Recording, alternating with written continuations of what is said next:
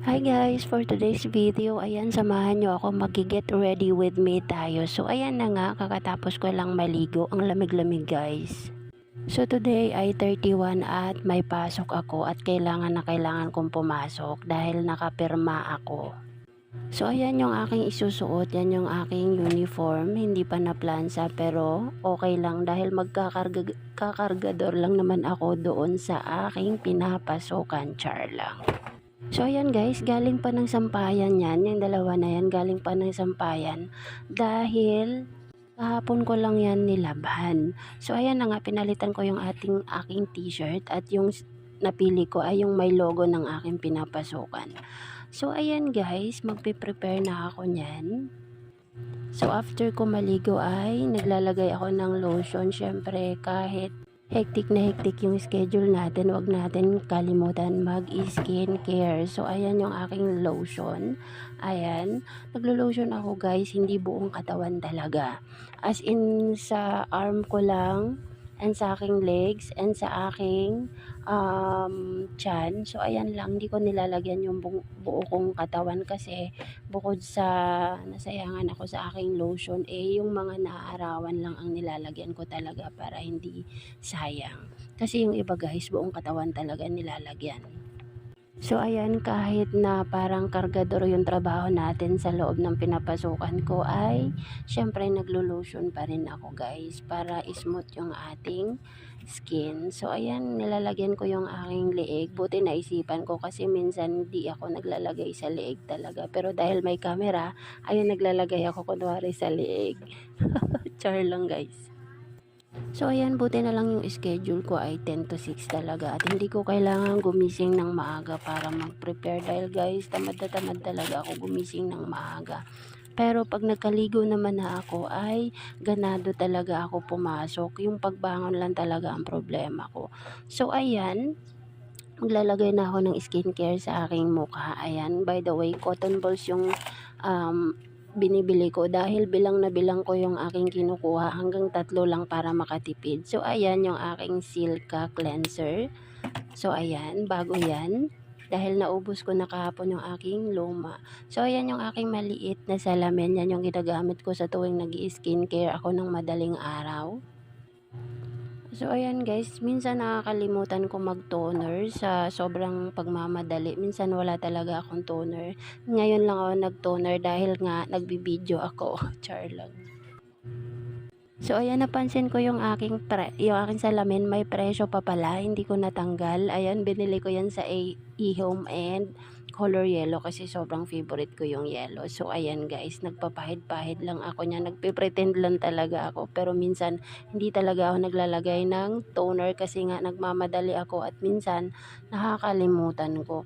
So ayan guys, pahid-pahid lang, medyo mahapdi yung mukha ko niyan dahil marami akong pimples dahil dadating na nga yung aking Mother Nature. So ayan, pahid-pahid lang.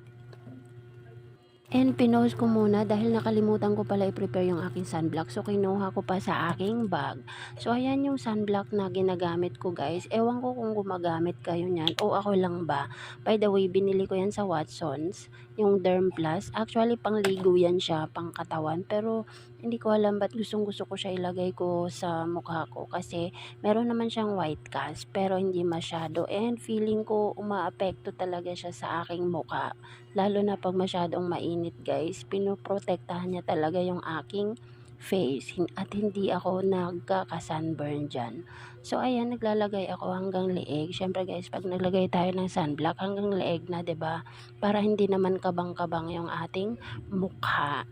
Para pati leeg na poprotektahan ng sunblock. So ayan, dapat i-blend mo siya masyado. So ayan guys, meron naman siyang white cast pero hindi masyado, hindi katulad ng ibang sunblock.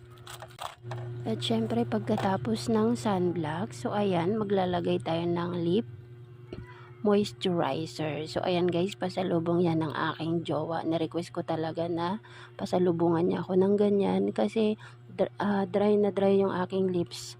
And may mga crack lips ako, hindi ko alam kung bakit, wala namang kumikis sa akin pero nagkakabitak-bitak yung aking lips.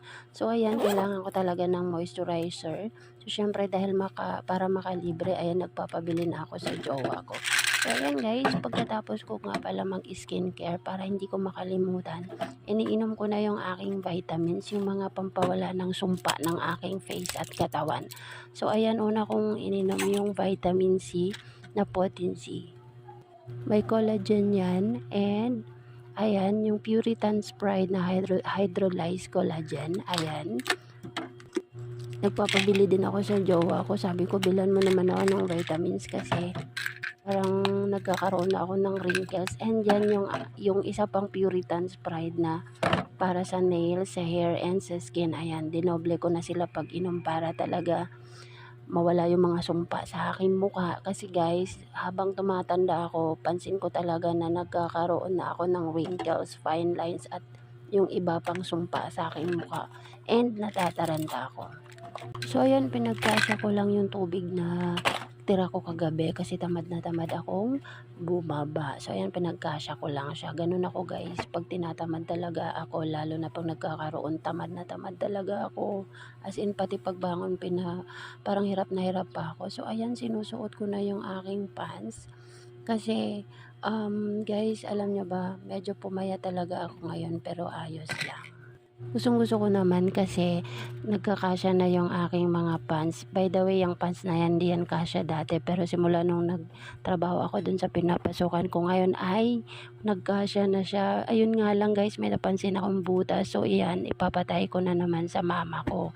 Dahil pag sa tuwing may butas yung aking mga damit, yung mama ko ang pinapatay ko. Kasi magaling magtahi yung aking mother. So, ayan guys, yan pala ay yun yung sinuot ko. Mga ilang araw ko nang sinusuot yan. Habang wala pa akong off, hindi ko siya tinitigilan pagsuot dahil nagtitipid ako. Gusto ko wala akong labahan masyado. So, ayan, inuulit-ulit ko lang yung aking pangbahay.